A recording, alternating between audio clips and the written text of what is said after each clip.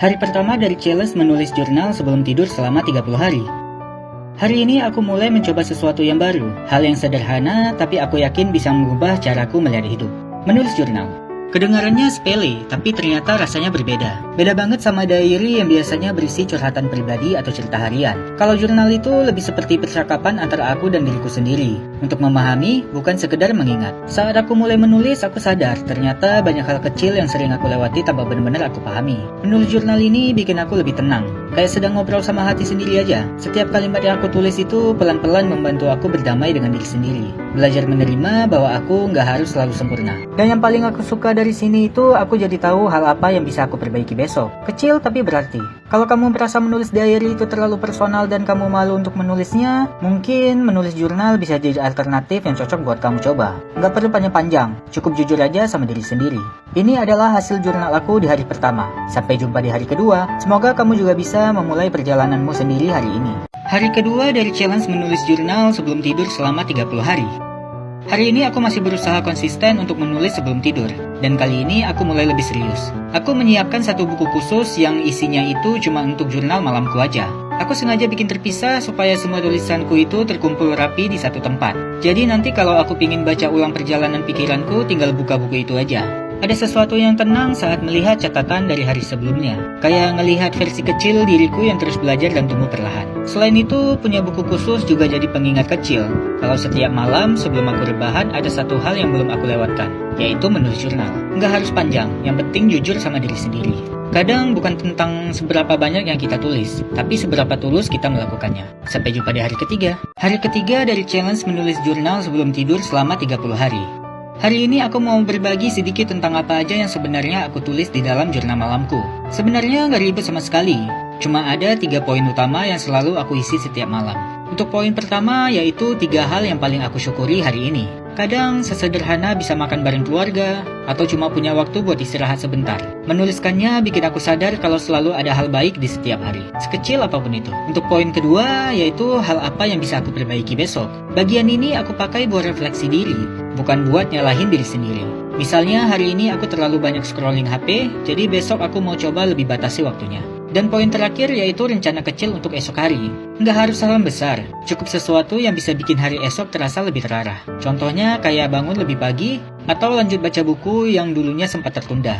3 hal sederhana tapi setiap kali aku tulis rasanya kayak ngobrol sama versi terbaik dari diriku sendiri. Itu adalah isi jurnalku di hari ketiga. Mulai besok aku bakal rekap setiap 3 hari sekali biar lebih terarah. Sampai jumpa di hari selanjutnya. Rekap hari keempat, 5, dan 6 dari challenge menulis jurnal sebelum tidur selama 30 hari. Jujur aja di hari keempat aku sempat skip 1 hari.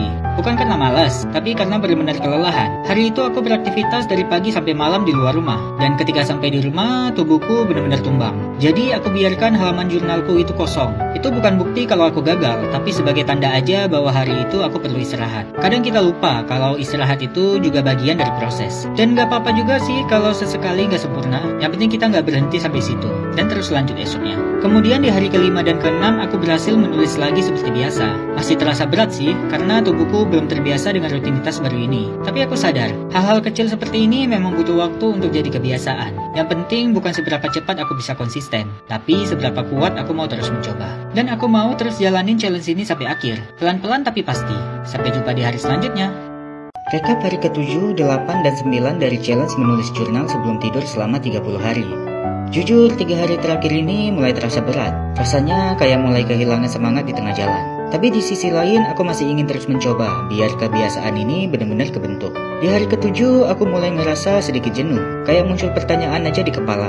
Ngapain sih aku nulis tiap malam gini? Tapi setelah aku baca ulang halaman-halaman sebelumnya, aku sadar. Ternyata tulis-tulisan kecil ini menyimpan banyak cerita. Cerita tentang diriku yang terus berusaha jadi lebih baik, walaupun perlahan. Namun saat di hari ke-9, aku mulai merasa kalau kebiasaan ini pelan-pelan mulai terbentuk.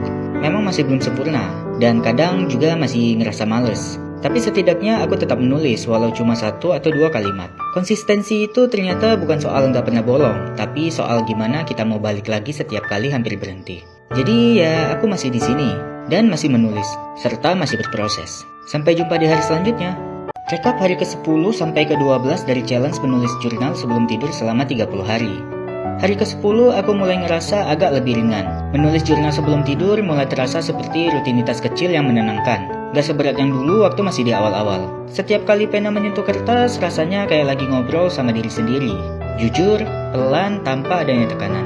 Masuk hari ke-11 aku mulai sadar kalau bagian paling sulit dari challenge ini itu bukan tentang menulisnya, tapi tentang menjaga semangatnya.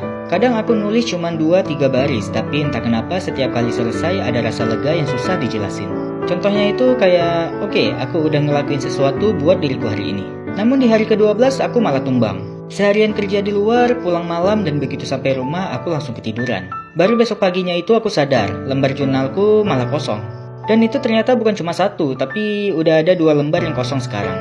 Awalnya aku sempat merasa kecewa, tapi lama-lama aku belajar buat nggak terlalu keras sama diri sendiri. Kadang ada hari dimana tubuh kita itu minta istirahat lebih, dan itu nggak berarti kita sudah gagal. 2 lembar kosong itu jadi pengingat kalau perjalanan ini bukan tentang sempurna, tapi tentang terus mencoba kembali. Masih ada banyak hari ke depan, dan aku mau terus lanjut meskipun perlahan. Sampai jumpa di hari selanjutnya. Rekap hari ke-13, 14, dan 15 dari challenge menulis jurnal sebelum tidur selama 30 hari. Setelah 2 hari lembar kosong di buku jurnalku kemarin, aku sempat ragu apakah aku masih bisa lanjut challenge ini atau enggak. Tapi di malam hari ke-14, aku akhirnya buka buku lagi. Halaman kosong itu ternyata masih ada, tapi kali ini aku nggak mau ngerasa bersalah. Aku mulai isi lagi 3 hal yang aku syukuri, hal apa yang bisa aku perbaiki, dan rencana kecil untuk besok. Ternyata rasa tenang itu langsung balik. Menulis jurnal ini memang sederhana, tapi efeknya itu luar biasa. Lalu di hari ke-15 aku mulai sadar sesuatu. Ternyata konsistensi itu nggak cuma soal nggak pernah berhenti, tapi soal keberanian buat mulai lagi setelah sempat berhenti. 2 lembar kosong kemarin bukan tanda kegagalan, tapi bukti kalau aku manusia. Bisa lelah, tapi masih punya niat untuk mencoba. Sekarang separuh perjalanan sudah terlewati, dan aku pingin terus lanjut sampai akhir. Bukan karena keharusan, tapi karena memang itu keinginanku pribadi. Sampai jumpa di hari selanjutnya. Rekap hari ke-16 sampai ke-18 dari challenge menulis jurnal sebelum tidur selama 30 hari. Di hari ke-16 aku mulai merasa lebih ringan. Nulis jurnal sebelum tidur udah nggak seberat yang dulu. Sekarang malah jadi kayak rutinitas kecil yang aku tunggu-tunggu setiap malam. Momen dimana aku bisa berhenti sebentar, menutup semua notifikasi, dan cuma dengerin isi pikiranku sendiri. Tapi di hari ke-17, ya aku keskip lagi. Bukan karena malas, tapi karena benar-benar lupa. Di hari itu penuh banget sama kesibukan di dunia nyata, kerjaan, urusan pribadi, dan hal-hal kecil lain yang datang bersamaan. Ketika aku sadar, aku udah keburu ngantuk banget dan akhirnya langsung tertidur. Besok malamnya aku buka bukuku dan di situ ada 1 lembar kosong lagi. Ya udahlah, namanya juga hidup. Dan aku lanjut nulis seperti biasa di halaman berikutnya. Hari ke-18 aku kembali menulis dengan perasaan yang lebih santai. Enggak lagi merasa bersalah kalau sesekali lupa. Karena aku tahu niatku masih sama, yaitu untuk tetap berproses. Sampai jumpa di hari selanjutnya. Rekap hari ke-19 sampai 21 dari challenge menulis jurnal sebelum tidur selama 30 hari. Akhirnya aku mulai ngerasa kebiasaan ini pelan-pelan jadi bagian dari hidupku. Nggak ada lagi rasanya terpaksa dan nggak harus diingatkan juga. Aku cuma tahu sebelum tidur aku akan buka bukuku dan mulai menulis. Di hari ke-19 aku menulis dengan perasaan yang tenang banget. Nggak banyak yang spesial, tapi entah kenapa rasanya damai. Kayak ada ruang kecil di kepala yang tiba-tiba jadi lebih lega. Menulis tentang 3 hal yang aku syukuri itu ternyata bikin aku lebih sadar kalau ternyata banyak banget hal baik yang sering aku lewatkan begitu saja. Hari ke-20 aku mulai ngerasa efeknya makin nyata. Tidurku lebih nyenyak, pikiranku lebih teratur, dan aku jadi lebih mudah mengenali perasaanku sendiri. Kemudian di hari ke-21 aku duduk lebih lama dari biasanya. Aku baca ulang halaman-halaman sebelumnya dan aku tersenyum kecil ketika melihat perjalananku di hari pertama. 21 hari telah berlalu dan aku baru sadar.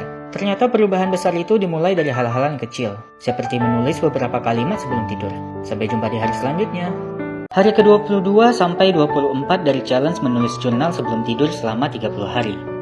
Sampai di titik ini semuanya terasa lebih stabil. Penulisan jurnalku masih aman. Belum ada yang terlewat lagi sejauh ini. Setiap malam begitu suasana mulai tenang, aku langsung buka bukuku dan mulai menulis. Sekarang menulis jurnal itu rasanya seperti pulang ke rumah setelah hari yang panjang. Suara gesekan halusnya pena berpadu dengan sunyinya malam, menciptakan nuansa yang sulit untuk dijelaskan, tapi bikin hatiku tenang. Menulis jurnal di malam hari bukan cuma tentang mencatat apa yang terjadi, tapi juga tentang merasakan. Merasakan setiap hal kecil yang sering terlewat di saat siang hari terlalu bising. Kini aku mulai menikmati keheningan itu. Semua ini bukan lagi sekedar challenge, tapi sudah jadi rutinitas yang menenangkan. Sebuah momen sederhana di mana aku bisa jujur sepenuhnya tanpa takut dihakimi. Dan malam-malam seperti ini aku merasa lebih dekat dengan diriku sendiri. Sampai jumpa di hari selanjutnya. Hari ke-25 sampai 27 dari challenge menulis jurnal sebelum tidur. Dan ternyata menulis setiap malam itu benar-benar ngerubah banyak hal. Dulu aku sering ngerasa hari-hariku berlalu begitu aja. Bangun, kerja, kelelahan, kemudian tidur lagi. Dan itu berulang terus-menerus. Tapi sekarang lewat menulis jurnal aku mulai belajar buat berhenti sejenak dan benar-benar merasakan setiap harinya. Aku jadi lebih sabar menghadapi hal-hal yang kecil. Lebih sadar saat kelelahan atau saat kapan aku perlu untuk istirahat. Dan yang paling aku syukuri itu aku mulai lebih bisa jujur sama diri sendiri. Setiap malam ketika pena menyentuh kertas, rasanya seperti membuka sedikit demi sedikit lapisan dalam diriku sendiri. Ada kalimat-kalimat jujur yang dulu mungkin gak pernah berani aku ucapin ke siapapun. Dan situlah aku merasa damai. Menulis jurnal bukan cuma tentang rutinitas, tapi jadi semacam perjalanan untuk mengenali diriku lebih dalam. Sampai jumpa di hari selanjutnya. Hari ke-28 sampai 30 dari challenge menulis jurnal sebelum tidur. Gak terasa perjalanan 30 hari ini akhirnya selesai juga. Kalau aku lihat kembali dari hari pertama itu, semuanya terasa begitu sederhana. Awalnya aku cuma ingin nyoba nulis sebelum tidur. Tapi ternyata perjalanan kecil ini berubah jadi sesuatu yang jauh lebih dalam dari itu. Ada hari-hari di mana aku semangat banget buat nulis, tapi ada juga malam-malam di mana aku kelelahan. Bahkan sampai beberapa kali lupa menulis jurnalnya. Namun semua itu tetap jadi bagian dari proses. Aku sadar bahwa konsistensi itu bukan berarti harus sempurna. Kadang kita jatuh, kadang lupa, dan kadang juga malas. Tapi yang terpenting aku terus berusaha untuk kembali lagi. Perjalanan ini bukan cuma soal menulis, tapi tentang menyembuhkan, memahami, dan menerima diri sendiri apa adanya. Jadi untuk siapapun yang menonton video ini, kalau kamu lagi ngerasa lelah atau mulai bingung untuk menentukan arah hidup, coba sesekali tulis sedikit aja setiap malam. Bukan untuk orang lain, tapi untuk dirimu sendiri. Karena kadang yang kamu butuh itu bukan jawaban dari luar, tapi ruang tenang untuk mendengarkan isi hatimu sendiri.